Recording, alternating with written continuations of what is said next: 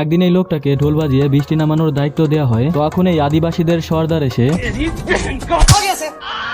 মালটা শুকনা কুয়ার মধ্যে গিয়ে পড়ে যায়।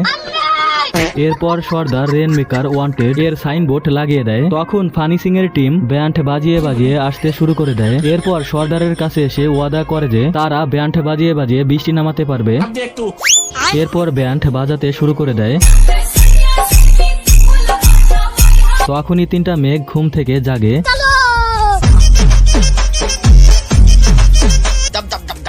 যার ফলে উল্টা মেঘের উপরে গিয়ে বিজলি পড়ে যায়। তখন অনেক জোরে বৃষ্টি হতে শুরু করে, যার ফলে সর্দারের অবস্থা।